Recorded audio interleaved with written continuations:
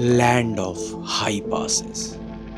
इससे अगर हिंदी में कहूँ तो इसका मतलब होता है दुनिया के सबसे ऊंचे दर्रे, और ये है लद्दाख, जहाँ पे दुनिया के 8 सबसे ऊंचे सड़क है टॉप 10 में, जो इतने ऊंचे हैं जहाँ जाने पे ऐसा लगता है कि आप ब्रह्मांड को अपने हाथों से छू सकते हो।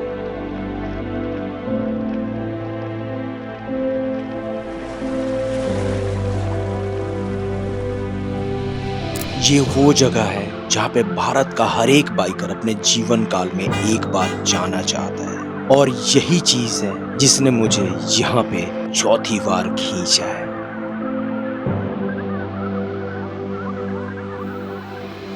जी हाँ, ये मेरा है 4.0 एडिशन, यानी कि मेरा चौथा बार लद्दाख जाने का। और इस बार लद्दाख में भाई काफ़ी कम माल होने वाला है। क्यों पता है? क्योंकि इस बार मैं लद्दाख में कैंपिंग करने वाला हूँ और ये बहुत ही ज़्यादा एडवेंचरस होने वाला है। ये तो एडवेंचरस हो गई, उसके साथ साथ इस बार का लद्दाख मेरा अभी तक का सबसे बेस्ट होने वाला है, क्योंकि जो आप नज़ारे देखोगे, जिस तरीके से देखोगे, आपको ये बहुत ही ज्यादा मजा आने वाला है। तो भैया बिना देरी किए हुए पहले एपिसोड का हम लोग प्रारंभ करते हैं। जी हाँ, ये है डे 00, यानी कि राइड पे जाने से पहले का वो प्रिपरेशन, वो टाइम जब मैंने गाड़ी को रेडी किया इस 6-6.5 किलोमीटर के राइड के लिए। अभी राइड से पहले गाड़ी में भाई हद खर्च हो रहा है मेरा। पहला, मैंने ये अपना थ्रॉटल बॉडी क्लीन करवाया। जिनको थ्रॉटल बॉडी नहीं पता है आप गूगल कर लेना, ज़्यादा बेटर होगा। थ्रॉटल बॉडी मैंने क्लीन कराया।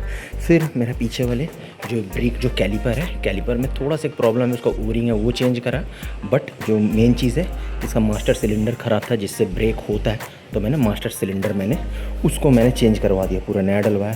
प्लस ये सर्विस होगा। और फिर भाई साहब के हैंडल में दिक्कत है, मतलब इनके जो हैंडल कोन सेट है ना, जो बेयरिंग है, तो उसमें दिक्कत है। इसीलिए अभी इस क्रेन पे चढ़ा रही है इसको, ताकि इसका जो ये है ना, जो बेयरिंग है, वो अभी चेंज हो सके। तो राइड से पहले मेरे को नहीं पता है, पर खर्च तो है, क्योंकि ये ट्रिप का जो सबसे बेस्ट चीज़ है कि मैं बहुत ज़्यादा कैंपिंग करने वाला हूँ। पता नहीं मैंने आपको वीडियो में बताया कि नहीं, बट काफ़ी ज़्यादा मैं कैंपिंग सेंट्रिक में करने वाला हूँ, इसीलिए मैं अभी लद्दाख में कर रहा हूँ। तो मेरे माइंड में था कि यार कैंपिंग करूँगा तो होटल का तो काफ़ी अच्छा खासा पैसा बच जाएगा।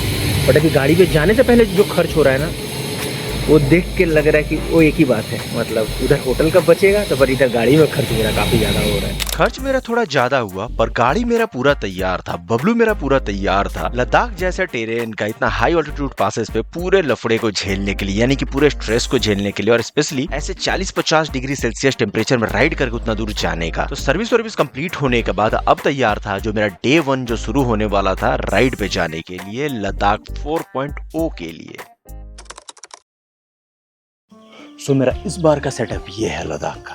भाई गाड़ी काफ़ी ज़्यादा लोड हो चुका है, और लास्ट मेरे को जितना याद है ना, सेम मैंने लोड करा था अपने कन्याकुमारी राइड के टाइम पे। और यहाँ पे हमारे प्यारे पिताश्री सुबह सी ऑफ करने को, यहाँ पे टाइम अभी का हो रखा है, बस 6 बजने में 10 मिनट बचे हुए हैं। और मेरे इस कंडीशन से देख सकते हो अभी बंगाल में किस लेवल का गर्मी है। तो अब टाइम था इस गर्मी से छुट्टी लेने का 10-12 दिन का, ताकि मैं लद्दाख को भी घूमूं और इस गर्मी से भी थोड़ा बच पाऊं। चलो फिर हम निकला तो नहीं आए। चलो आओ तनी पापा जी, हाँ प्रणाम, हाँ टाटा, ओम ललिता देवी नमः, हर हर Mahadev. Let's rock and roll for Ladakh 4.0, यानी 4th एडिशन। आओ तनी अभी। ओ भाई पीछे का क्या गजब स्विंग हो रहा है। ओके, अभी इसको थोड़ा एडजस्ट करने में मुझे टाइम लगेगा, क्योंकि लास्ट 1 साल से मैं प्लेटिना पे राइड कर रहा हूँ। इसको लेकर फुल सेटअप के साथ मैंने लास्ट राइड करा था 2 साल पहले। तो जब तक मैं गाड़ी के साथ यूज टू होता हूँ, तब तक मैं आपको बताता हूँ कि आज का मेरा रूट क्या रहने वाला है। तो आज मैं अपने घर हावड़ा से निकल रहा हूँ, और डे 1 में मैं टोटल कवर करूंगा 800 किलोमीटर, यानी कि 800 किलोमीटर। और इसमें मैं अपने पश्चिम बंगाल को क्रॉस करूंगा, झारखंड को क्रॉस करूंगा, बिहार को क्रॉस करूंगा, और डे 1 का समाप्त करूंगा उत्तर प्रदेश एंटर करने के बाद प्रयागराज में। हाँ बॉयज एंड गर्ल्स, अब मिला नेशनल हाईवे। वाह, इफ़ यू आर वंडरिंग कि मैं कहाँ रहता हूँ, तो ये देखो, ये है सरस्वती ब्रिज, और इसके अंदर एक छोटा सा गांव है जिसका नाम है बेगड़ी। ये हावड़ा पड़ता है, पश्चिम बंगाल का हावड़ा डिस्ट्रिक्ट। तो यहाँ रहता हूँ। तो ये है NH16।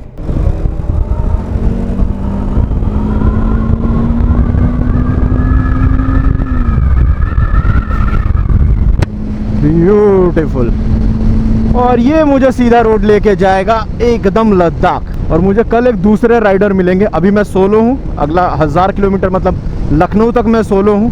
लखनऊ से फिर मुझे एक दूसरे राइडर मिलेंगे, तो उनके साथ मैं बाकी का जर्नी में कंप्लीट करूंगा लद्दाख का। जी हाँ, आपने बिल्कुल सही सुना। ये मेरे पिछले लास्ट जो 3 महीने लद्दाख कर रहा था सोलो, ये वाला लद्दाख सोलो नहीं है। हाँ, ये सोलो रहने वाला सिर्फ अगला 1100 किलोमीटर तक लखनऊ के आजू बाजू तक। उसके बाद मुझे वो दूसरे राइडर मिलेंगे और बेसिकली ये लद्दाख का प्लान उन्हीं राइडर का था। तो वो जा रहे थे, मेरे से इन्फॉर्मेशन लिए और मेरा भी मन कर गया कि चलो भाई इस बार मैं भी लद्दाख फिर से कर लेता हूँ। तो इसीलिए ये लद्दाख मैं एक दूसरे राइडर के साथ कर रहा हूँ। तो ये आया आज के हमारे दिन का पहला टोल। टोल का तो पैसा देना नहीं है, बट फिर भी काउंट करता रहता हूँ, बड़ा अच्छा लगता है। मतलब थोड़ा बिजी बिजी सा फील होता है। और न जाने लद्दाख पहुँचते पहुँचते कितना टोल मिलने वाला है।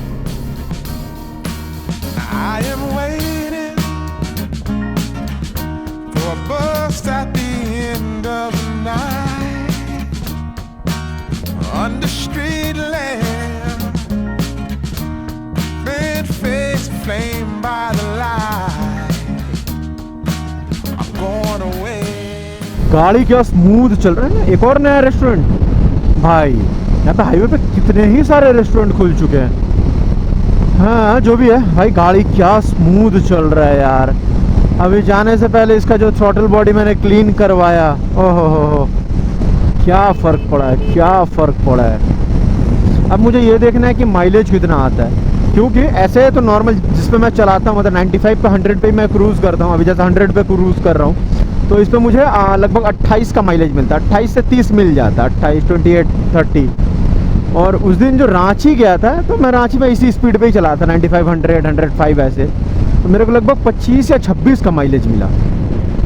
तो और गाड़ी काफ़ी ज़्यादा लैग भी कर रहा था। तो मैंने उसी दिन डिसाइड करा कि भाई नहीं, राइड पे जाने से पहले, लद्दाख से पहले मेरे को इसका थ्रॉटल बॉडी क्लीन करवाना है। और क्या स्मूथ चल रहा है, एकदम नए गाड़ी की तरह।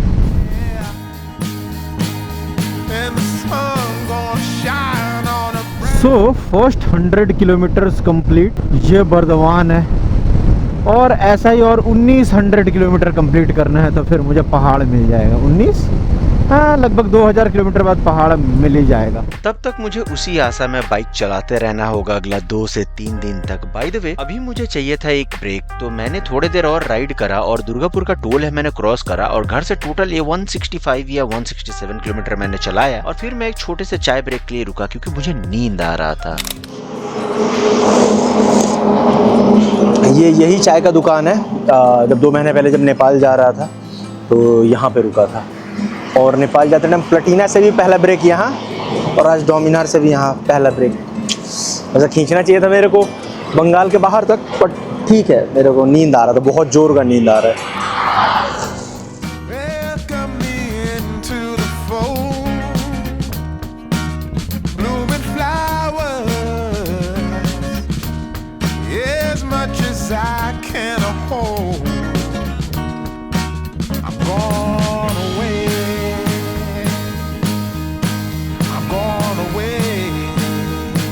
तो लगभग 3 घंटे राइड करने के बाद आखिरकार पहला पड़ाव मेरा कंप्लीट होने को आया, यानी कि मैं पश्चिम बंगाल और झारखंड के बॉर्डर पे पहुंचा, जहां मैं पश्चिम बंगाल से बाहर निकलने वाला था। हाँ जी, सो आखिरकार टाइम कितना हो रहा है, 9:20, यानी घर से यहाँ तक आते हैं 3 घंटे 20 मिनट लग गए ब्रेक लेके। तो ये है हमारा बंगाल और झारखंड का बॉर्डर, और राइट साइड में है ये माइथन डैम, नीचे से जाती है बराकर नदी, और इसको क्रॉस करते ही इस वाले पुल को हम लोग आ जाएंगे अपने धोनी भाई के राज्य में, यानी कि झारखंड में। तो इस ट्रिप का ये पहला स्टेट क्रॉस होगा। ये पहला स्टेट है, राज्य है। टोटल 6 क्रॉस होगा, उसके बाद लद्दाख पहुंचूंगा। और आज क्रॉस हो जाएगा इसको लेके 3 स्टेट, झारखंड, बिहार, और मतलब उत्तर प्रदेश में रहूँगा, तो कल उत्तर प्रदेश क्रॉस होगा। तो 3 स्टेट बेसिकली।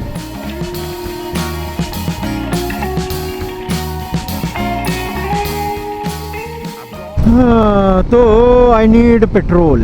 ये धनबाद है, बेसिकली धनबाद वाला मेन हिस्सा पहले निकल गया है पीछे की तरफ। अब यहाँ से मुझे चाहिए फ्यूल।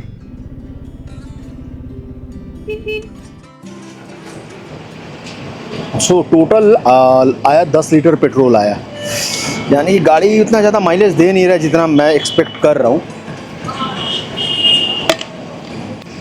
ये देखो टोटल मैंने चलाया 271 किलोमीटर, यानी कि मोटा मोटा गाड़ी ने माइलेज दिया 27 का, 27.8 बोल सकते बट 27 का, जो कि अच्छा तो नहीं है। मैं एक्सपेक्ट कर रहा था शायद 30 तक मिले, बट ये भी हो सकता है कि लोड काफ़ी ज़्यादा है, मतलब ऑलमोस्ट 2 इंसान जितना लोड है, एक मेरा लोड और एक लगेज का। तो अगर 2 इंसान के हिसाब से देखा जाए तो भाई 27 का माइलेज मतलब बहुत है। मैं 95 के नीचे मैंने गाड़ी चलाया ही नहीं, 95 को मैं 100 चला रहा हूँ। जी हाँ, मेरा अंदाजा एकदम सही है। लोड काफी ज्यादा होने के कारण ये 27 का माइलेज मिल रहा है। यही अगर मैं अकेले रहता ना, मतलब ये जो सारा सामान नहीं रहता, तो मुझे पक्का 30, 31, 32 तक का मुझे माइलेज मिल जाता। हाँ, benefit of having cruise control, I can enjoy. अगर आपको भी चाहिए ये क्रूज कंट्रोल वाला डिवाइस तो डिस्क्रिप्शन में मैंने लिंक दे दिया, या फिर प्रोडक्ट वाले ऑप्शन में आपको मिल जाएगा। ये कोई प्रमोशन नहीं है, मुझे पता है कि आप कमेंट आप लोग करोगे ये क्रूज कंट्रोल का, इसीलिए मैंने पहले ही बता दिया। हाँ, मुझे थोड़ा कमीशन तो मिलता है इसमें।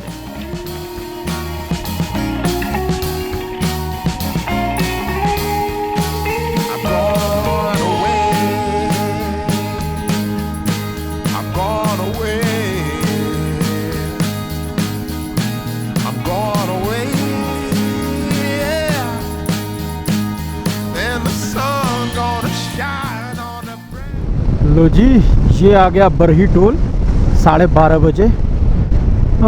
ये मेरे घर से पड़ता है 394 किलोमीटर।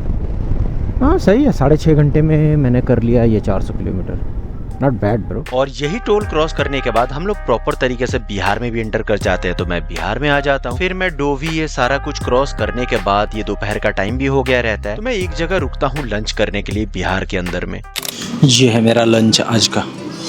नूडल मैंने लिया है, चाउमीन लिया है। बेसिकली मैं नहीं चाहता कि कुछ मैं ऐसा लूँ लाइक रोटी लूँ, सब्जी लूँ, क्योंकि पहला बात तो उतना मेरे को मसाला चाहिए नहीं गर्मी में, और मैं ज़्यादा अगर खाता हूँ तो भाई मेरे को नींद आएगा, क्योंकि मुझे सुबह से नींद आ रहा है, मेरा नींद पूरा नहीं हो रहा है इस गर्मी के कारण। तो इसीलिए मैंने नूडल लिया, क्योंकि नूडल खाऊंगा पेट एटलीस्ट भरा रहेगा।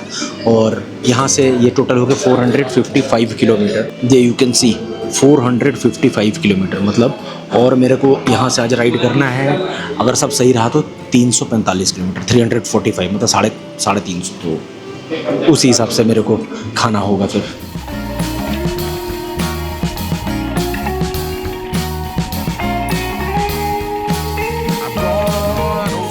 तो जी खाना कंप्लीट।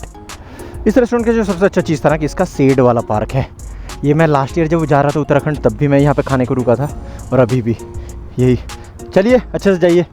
तो और यहाँ से 350 किलोमीटर रह गया है प्रयागराज, और टाइम देखो 2:20। आधे घंटे का ब्रेक था। ब्रेक और ज़्यादा देर बनता था बट टाइम चला जाता। अंदर ठंडा ठंडा था, एसी था, मस्त था वो। मोटरसाइकिल का बस यही 2 टाइम पे ना ऐसा लगता है कि बाइक राइड एकदम बेकार है।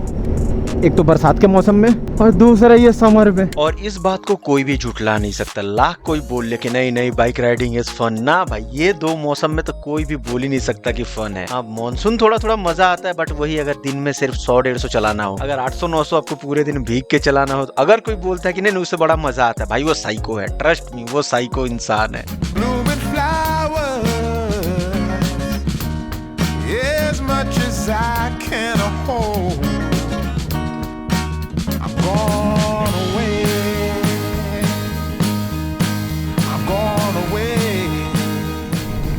तो शाम के 5 बजने में बचे और 4 मिनट, और ये एंटर कर रहा हूँ मैं उत्तर प्रदेश में।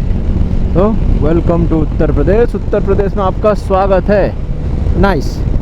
तो ये हम लोग आ गए उत्तर प्रदेश में, यानी कि आज के हमारे दिन का तीसरा राज्य। फिर ये यूपी बॉर्डर क्रॉस करने के बाद मैं थोड़े ही दूर आगे राइड करके सीधे पहुंचा बनारस, जहाँ पे मैंने एक छोटा सा ब्रेक लिया चाय के लिए, क्योंकि ट्रांजिशन पीरियड था, रोशनी से अंधेरा हो रहा था, तो उस टाइम थोड़ा नींद आता है, तो चाय के लिए रुका। फिर वहां से मैंने राइड कंटिन्यू किया, और वहां से सिर्फ रह गया था 100 किलोमीटर के करीबन। तो मैं पहुंचा सीधा हंडिया टोल, और वहां से मैं पहुंचा प्रयागराज। और प्रयागराज सिटी के थोड़े ही अंदर जाके, मतलब प्रॉपर मैं सिटी में नहीं गया, मेन रास्ते पे अंदर जाके मुझे एक होटल मिल गया आज रात को रहने के लिए। ये मेरे आज रात के लिए रूम है। अच्छा मेरे को मिल गया, 1000 में मिला। मेरे को एसी भी मिल गया, और मैंने आपको रूम दिखाई दिया। बाकी फिर नेक्स्ट ट्रिप में आप देख ही लोगे जब सुबह जब मैं निकलूँगा, क्योंकि आज चला है मैंने 800 किलोमीटर और कल लगभग 900-950 किलोमीटर चलाने वाला हूँ। कल चंडीगढ़ तक एनी हाउ पहुँचना है और कल जो दूसरे राइडर है कल वो मेरे से मिलने वाले हैं। यहाँ से 300 किलोमीटर बाद 320-25 लगभग सीतापुर पड़ता है, लखनऊ क्रॉस करके, वहाँ से वो मिलेंगे नितेश भाई। तो अभी सीन वही है, शायद 9:30-10 बज गया। मैं खाना खा के आ चुका हूँ। अब मैं चलूँ फटाफट सोने, क्योंकि मेरे को सुबह में 4 बजे उठना है, फिर 5 बजे निकलना है। So see you in the morning, bye bye, good night. Good morning guys. क्या खूबसूरत सनराइज़ हो रहा है और दिन भी अच्छा खासा निकल गया। और टाइम का बात करूँ तो देखो 5:30 बज गया। मैं टाइम पे ही उठा था और गाड़ी का चेन लूप करते हुए सारा सामान लेके आते हुए, सारा सामान नहीं था, थोड़ा सामान लेके गया, मेरे को थोड़ा टाइम लग गया। तो चलो फटाफट तैयार होते हैं। मतलब बेसिकली मैं तैयार ही हूँ, फिर मेरे को जैकेट पहनना है, उसके बाद हम गुड टू गो। और होटल का बात करूँ तो रात को तो आपने दिखाया था, मतलब थोड़ी देर पहले। ये था रत्ना होटल एंड रेस्टोरेंट।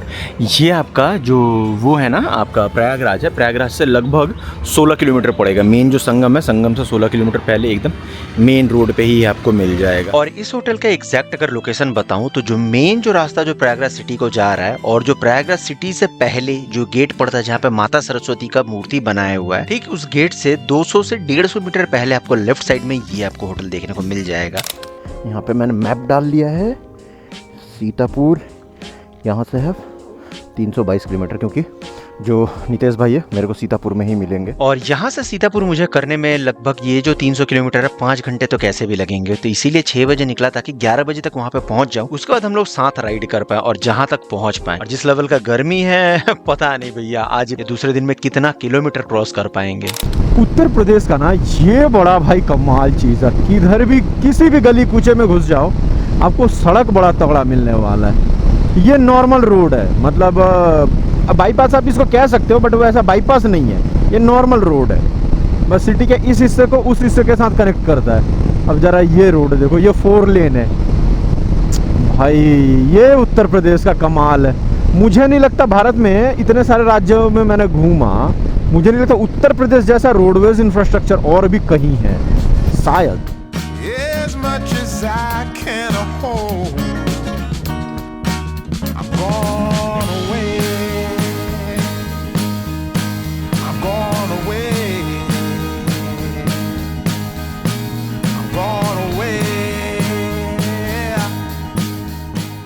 ये सामने देख रहे हो, ये फ्लाईओवर आ रहा है, वो गंगा एक्सप्रेसवे है। अभी जो रिसेंटली जो उद्घाटन हुआ ना, हमारे भारत का सबसे लंबा एक्सप्रेसवे करंटली अभी यही है।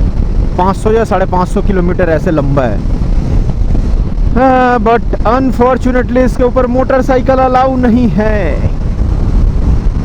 ये पता है सरकार को क्या करना चाहिए कि अगर मान लो कोई टूरिंग कर रहा है तो उनको अलाउ कर देना चाहिए, या फिर एक बाइक का कैटेगरी डाल दो, मतलब 400 सीसी या 250 और 300 सीसी के नीचे का अलाउ नहीं है, उसके ऊपर का अलाउ कर देना चाहिए। ये करना चाहिए। और स्पेशली अगर कोई टूरिंग कर रहा है, मतलब हाँ दिखेगी जो दूर जा रहा है, तो उनको अलाउ करना चाहिए, जो प्रॉपर जो प्रोटेक्टिव गियर में जो आ रहे हैं, जिन्होंने जैकेट वैकेट पहना है। अब आपके मन में ये सवाल होगा ना कि ऐसे एक्सप्रेसवेज पे, बहुत सारे एक्सप्रेसवेज पे बाइक अलाउ क्यों नहीं है। देखो इसका 2 पर्टिकुलर रीजन होता है। एक कि कोई भी जो स्लो व्हीकल होता है ना, मोटरसाइकिल होता है बहुत सारे केसेस में, ताकि एक्सप्रेसवेज पे एक्सीडेंट ना हो, ये बाइक के कारण होता है। इवन अगर बगल से कोई हाई स्पीड कार या बस निकलता है या फिर ट्रक निकलता है तो हवा से भी एक्सीडेंट होता है, ये होता है। और दूसरा चीज है, आपको पता ही है कि एक्सप्रेसवेज खोल दो तो फिर ये बाइकर्स लोग जाके क्या स्टंट करते हैं, ट्रैक रेस करते हैं। तो जो हमारे जैसे जो टूरिंग वाले हैं, जिनको सिर्फ A to B जाना है, तो उनको सिर्फ रोड यूज करना है ताकि एक जगह से दूसरी जगह जाए। तो ये अथॉरिटीज को सोचना चाहिए कि जो लोग इंटर स्टेट ट्रैवल कर रहे हैं, लाइक इस स्टेट से दूसरे स्टेट जा रहे हैं, उनको ये दे देना चाहिए कि वो स्टंट नहीं करेंगे, वो सीधा अपना एक स्पीड में एक पॉइंट से दूसरे पॉइंट जाएंगे। ये सरकार को करना चाहिए ये चीज। बाप रे बाप, ऐसा ट्रैफिक रहे, कहाँ से लिफ्ट लेना है। तो ये रिंग रोड है, यहाँ से और 14 या 15 किलोमीटर पड़ता है लखनऊ सिटी मेन, और ये रिंग रोड है। इसको पकड़ लो, कोई ट्रैफिक नहीं मिलेगा। और डायनासोर, ये इंटरेस्टिंग यार, बड़ा सही बनाया है लोग। तो यहाँ से जो सीतापुर का डिस्टेंस पड़ता है वो टोटल 88 किलोमीटर मेन लखनऊ से, पर मैं क्योंकि बाहर से जा रहा हूँ तो मुझे यहाँ से पड़ेगा 102 किलोमीटर। तो लखनऊ का रिंग रोड क्रॉस करके NH34 पे चढ़ के काफी दूर चलने के बाद मैं पहुँचता हूँ सीतापुर टाउन के एकदम आउटर में, जहाँ पे मुझे अगले राइडर जो है वो ज्वाइन करने वाले होते हैं नितेश भाई, जो की दरभंगा से आए हुए हैं। बढ़िया, मैं दिख नहीं रहा हूँ। जर्नी आपका बहुत बढ़िया रहा। कितना 1100 किलोमीटर यहाँ अब तक। कैसा रहा आपको, कैसा करना मजा आया है एकदम इस गर्मी में? पिछवाड़ा का चिंता था, चिता चिता हो रखा है मेरा। आग निकल रहा है आग। भाई प्लेटिना का सीट ही बढ़िया था। तो अब यहाँ से मेरा जो सोलो राइड है वो डुओ राइड में बदल गया। और जो नितेश भाई है वो दरभंगा से आए हैं, तो उन्होंने भी यहाँ पे 800 से 900 किलोमीटर का राइड करके वो यहाँ पे पहुंचे हैं। और अगला पूरा ये लद्दाख ट्रिप तक एकदम लास्ट तक, मतलब फिर लखनऊ रिटर्न आने तक हम दोनों साथ में ही राइड करेंगे। फिर वो यहाँ से कट जाएंगे अपने दरभंगा की तरफ और मैं यहाँ से राइड सीधे निकल जाऊंगा कोलकाता की तरफ जैसे मैं आया था। तो अगला 15 दिन ये हम दोनों साथ में ही राइड करने वाले हैं। भाई ये ट्रक वाले का हाल देखो, ये पूरा रिम के ऊपर गाड़ी चला रहा है। वो देखो भाई, इसके पास टायर है ही नहीं। ड्राइवर है कि नहीं बताओ। ये पूरा मर्डरस सिचुएशन है, ऐसे चला रहा है, उल्टेगा आजू बाजू कितनों को लेके जा सकता है।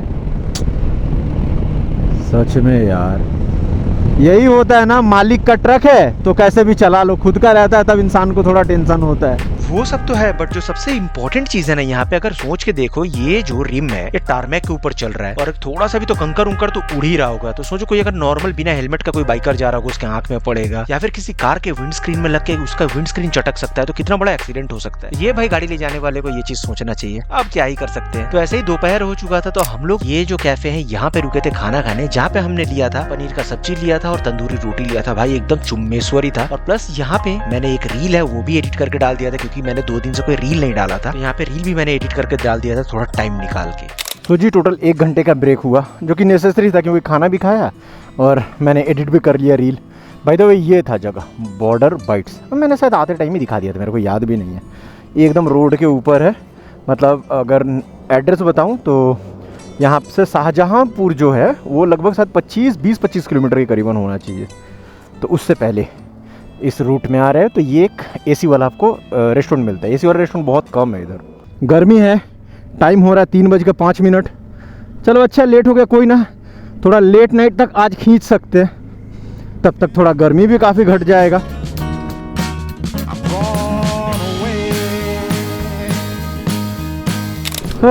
सो शाम के कितने बजे 5 बजने वाले हैं। ये आया बरेली। मेरे को ना बरेली का गेट बड़ा तगड़ा लगता है। देखो अलखनाथ द्वार, क्या खूबसूरत, ऊपर शिव जी विराजमान है, त्रिशूल है। ये भी देखो नाथ नगरी बरेली। ये पिछले साल था क्या ये मूर्ति, बट क्या गजब लग रहा है यार। तो बरेली सिटी यहाँ से 8 या 9 किलोमीटर अंदर की तरफ पड़ता है और ये बरेली का बाईपास है।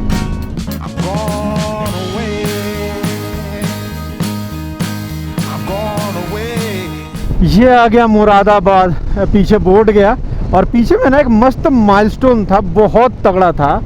उस पर हर जगह किलोमीटर था, like Delhi Willey and all. फिर एक जगह लिखा था लद्दाख 1397 किलोमीटर। तो इसका मतलब समझे दया नहीं। इसका मतलब ये है कि अभी भी लद्दाख काफी दूर है, 1400 किलोमीटर है। तो ऐसे ही दूरी को ध्यान रखते हुए प्लस शाम भी हो चुका था, तो एक पंजाबी ढाबे पे रुका मुरादाबाद के पास, क्योंकि ट्रांजिशन पीरियड था तो थोड़ा देर रेस्ट भी लेना था, चाय भी पीना था। प्लस जो मेरा हेलमेट का वाइजर है वो ब्लैक वाइजर है, तो उसकी जगह मुझे क्लीन वाइजर यूज करना था। अब अपना ब्लैक वाइजर हटाना पड़ेगा और इसको लगाना है।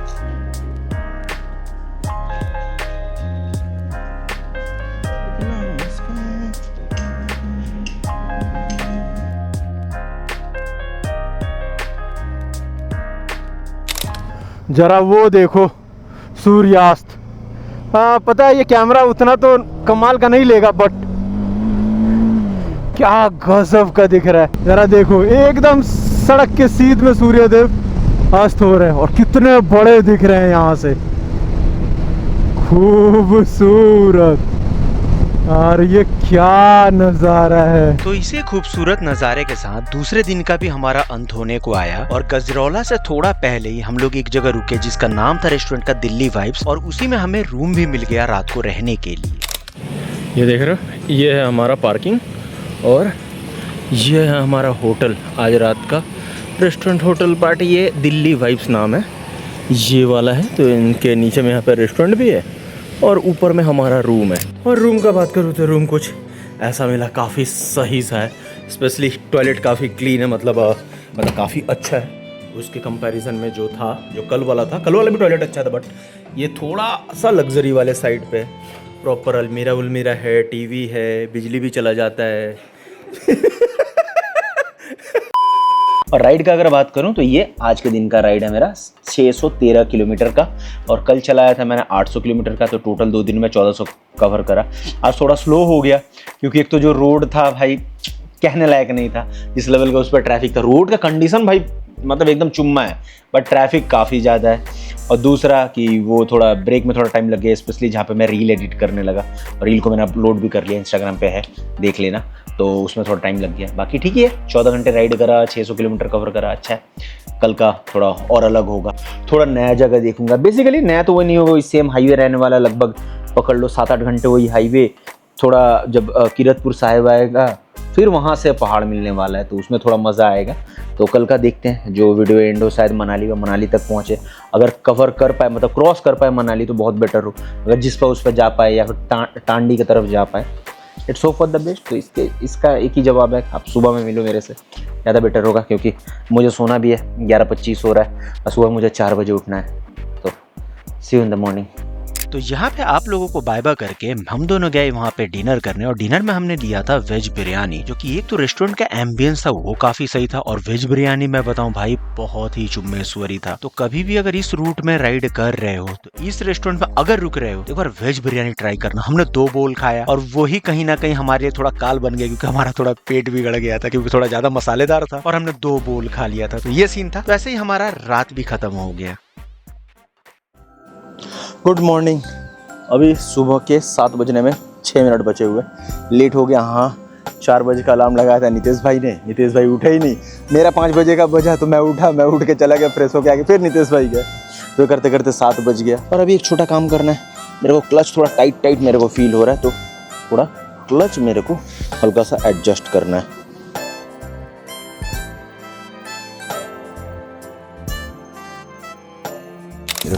चलो देखो, टाइम हो रहा है 7:18, काफ़ी लेट हो गया। आज भी 12-13 घंटे का राइड है। काफ़ी सही होटल था यार, 2000 में रूम मिल गया, बहुत सही रूम मिला। और सबसे अच्छा बात है ये देखो, रोड के ऊपर है। अभी मॉर्निंग का पहला प्रायोरिटी यही होने वाला है कि अगला 1 से 1.5 घंटा ना रुके, क्योंकि थोड़ा मैनेज भी करना है, और 1-1.5 घंटे बाद ही खाने के लिए रुकना है, क्योंकि आदत भी नहीं है इतना सुबह सुबह खाने का। सो बस पानी और एक चाय, उसके बाद गैस से पूरी। इस रोड का बहुत अच्छा चीज़ है, ट्रैफिक को हटा दिया जाए तो भाई थ्रू आउट ऐसा ही है। लखनऊ से जो निकले हैं ना, ये NH30 ऐसा ही है, और ये NH44 तक एकदम सेम यही रहने वाला है। यहाँ से दिल्ली 120, हापुड़ 70, तो दिल्ली मतलब लेफ्ट चला जाता है, हम लोग राइट निकल जाएंगे हापुड़ जाके, हापुड़ से राइट निकलेंगे मेरठ, और मेरठ से उधर की तरफ। और अगर रूट का बात करूं तो ये रास्ता हमें सीधे लेके जाएगा हापुड़ से। न्यू दिल्ली नहीं जाना है, हमें जाना है जो मेरठ वाला रास्ता है वो पकड़ना है, फिर मेरठ से शामली, फिर शामली से करनाल, और करनाल से ही हमें मिल जाएगा NH44, जो कि सीधे कश्मीर से कन्याकुमारी को कनेक्ट करता है। यानी कि जब दिल्ली से आप जाते हो तो जो मेन रोड है यही आपको मिलेगा, तो ये सीधा उस पर हमें चढ़ा देगा।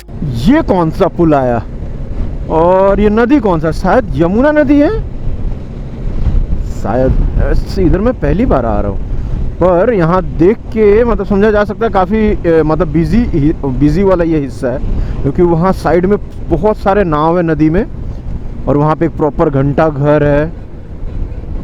और देखो बीच में आइलैंड भी है, नदी के बीच में आइलैंड है जिसके ऊपर लोग रह रहे हैं। Interesting bro. अच्छा, लोग डुबकी भी लगा रही है, यमुना जी है शायद, पर कोई क्या खास जगह है, कोई धाम है, ये तो मेरे को नहीं पता। नहीं पता तो मैं बता देता हूँ। इस जगह का नाम है गढ़ मुक्तेश्वर, और नीचे से जो नदी बह रही है वो माता गंगा ही है, और ये काफी प्रसिद्ध जगह है जहाँ पे रोज हजारों श्रद्धालु आते हैं यहाँ पे गंगा जी में डुबकी लगाने। और खास करके कार्तिक पूर्णिमा और दशहरा का टाइम यहाँ पे बहुत भीड़ होता है, क्योंकि यहाँ पे काफी पुराने प्रसिद्ध मंदिर भी है। तो अगर आजू बाजू से यहाँ पे हो तो आपको इसके बारे में अच्छे से पता होगा। मैं तो खैर दूर से हूँ, फिर भी मुझे पता है, तो काफी ये प्रसिद्ध जगह है। ओ भाई, वंदे भारत, क्या बात है। ये व्हाइट वाला आजकल दिखता नहीं है। As much as I can hold, I'm gone away. ये देखो गंगा एक्सप्रेसवे यहाँ पे खत्म हो रहा है भाई, कितना लंबा है। ये देखो, वेलकम टू गंगा एक्सप्रेसवे, मतलब यहाँ से गंगा एक्सप्रेसवे आपको पकड़ना है ये मेरठ के पास से, मेरठ को कनेक्ट करता है। मेरठ यहाँ से 15-16 किलोमीटर है और उसको सीधे कहाँ तक है, मतलब काफ़ी दूर है यार, मतलब 550-600 किलोमीटर है।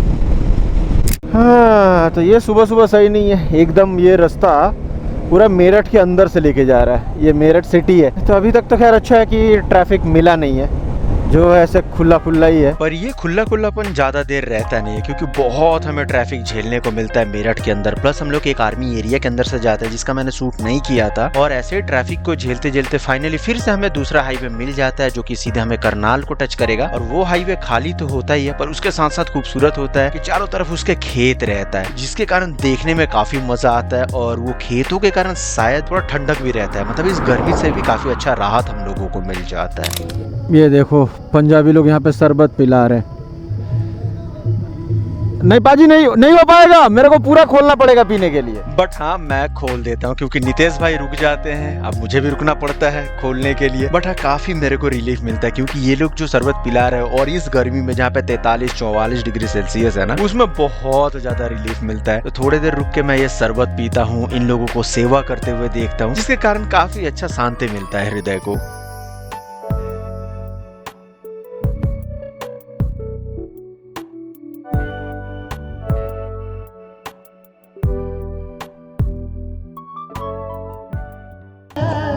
चला, this is beauty of Sikhism, this is beauty of Bharat, this is beauty of Sanatan. और जो सबसे अच्छा चीज लगा ना, कि लोग तो पी के फेंक दे रहे हैं ना ग्लास, देख लो, तो वो लोग वहां पे साइड में करके ये लोग उसको जला दे रहे हैं। बट इधर अब हवा आ गया, उड़ गया, अब कितना कंट्रोल कर लोगे। बट ये अच्छा चीज है। मैंने 3 ग्लास मार दिया, मैं रुकने वाला नहीं था, ठीक है। ये भाई साहब रुक गए, क्योंकि मेरा रिदम ब्रेक हो जाता। मैंने 63 किलोमीटर पहले ही एक ब्रेक लिया था, बट ये भाई साहब रुक गए, तो इनके चक्कर में मैं भी रुका। अब रुका तो मैंने 3 गिलास पी लिया पाजी, 3। Brand new day for me. Brand new day for love. Yeah, I'm motorboating.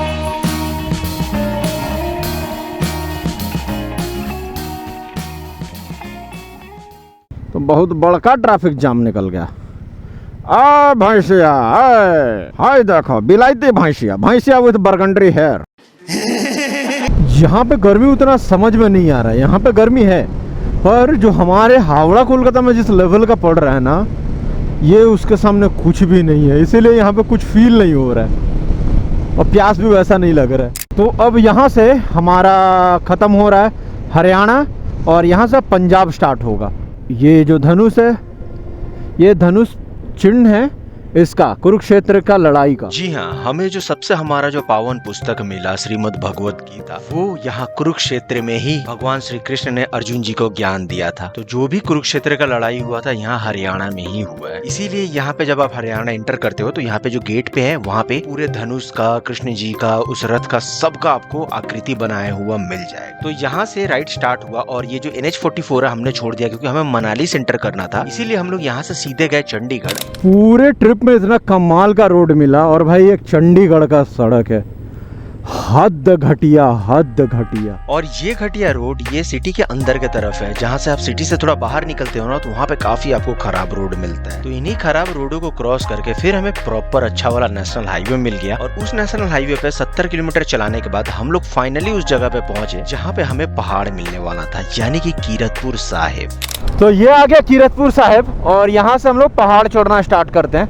और देखो 2000 किलोमीटर राइड करने के बाद पहाड़ भी दिखना स्टार्ट हो गया।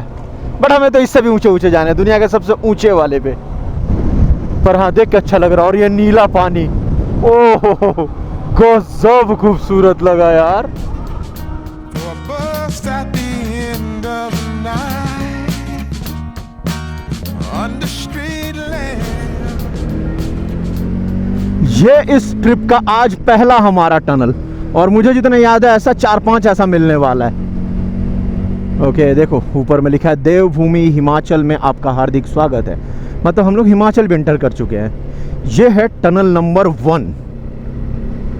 Okay For a bust at the end of the night under street lamp, bent face flame by the light. I'm going away. वो ब्रिज देख रहे हो, वो मनाली निकलता है। हम लोग को उधर जाना मतलब लद्दाख जाने के लिए, और इधर से राइट निकल जाता है सीधा शिमला। और यहाँ पे आप माइलस्टोन देख ही सकते हो कि मनाली 170 किलोमीटर, शिमला है यहाँ से 82 किलोमीटर। शिमला ज़्यादा सामने है।